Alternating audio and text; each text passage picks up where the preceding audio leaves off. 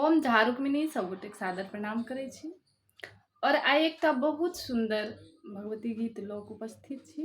कोशिश ये अहाँ सब गोटे नीक जकाँ हम सुना पाबी, तो आओ सुनाबी और केहन लगैए जरूर बतायल करब। तीन नयन मृदुवानी भवानी के डेरा कहाँ छन है। तीन नयन मृदुवानी भवानी के डेरा कहाँ छन है। डेरा कहाँ छन है, डेरा कहाँ छन, डेरा कहाँ छन है, डेरा कहाँ छन। तीन नयन मृदुवानी भवानी के डेरा कहाँ छन है। तीन नयन मृदुवानी भवानी के डेरा कहाँ छन है। गंगा निकट सजल भरी लायब, गंगा जमुना सजल भरी लायब। मैया के प्रियानी पायब, भवानी के डेरा कहाँ छन है। मैया के प्रियानी पायब, भवानी के डेरा कहाँ छन है। तीन नयन मृदुवानी भवानी के डेरा कहाँ छन है। मलिया आंगन सा झाँप मंगायब, मलिया आंगन सा झाँप मंगायब। मैया के सिर पे चढ़ायब, भवानी के डेरा कहाँ छन है। मैया के सिर पे टंगायब, भवानी के डेरा कहाँ छन है। तीन नयन मृदुवानी भवानी के डेरा कहाँ छन है।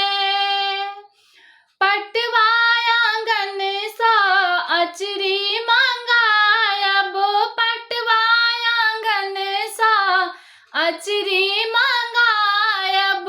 मैया के डार पहिरायब, भवानी के डेरा कहाँ छन है। मैया के डार पहिरायब, भवानी के डेरा कहाँ छन है।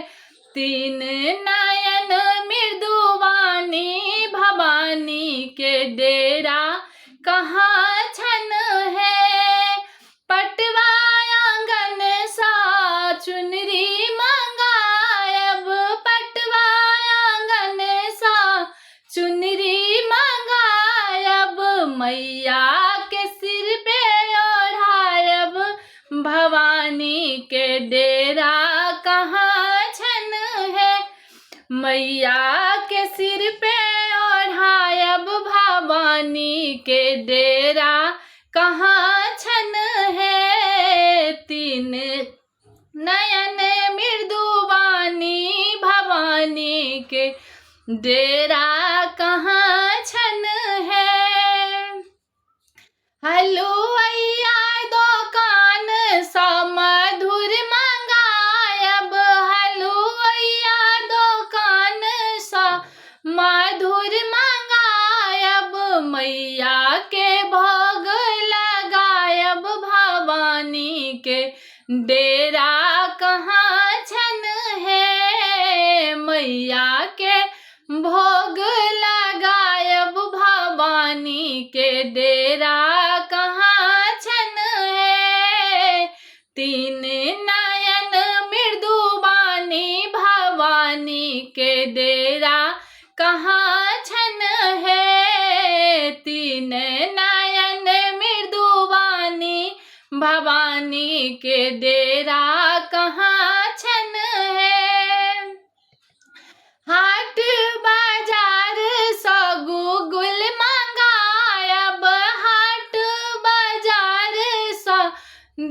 दीप मंगायब, मैया के आरती उतारब, भवानी के डेरा कहाँ छन है, मैया के आरती उतारब, भवानी के डेरा कहाँ छन है।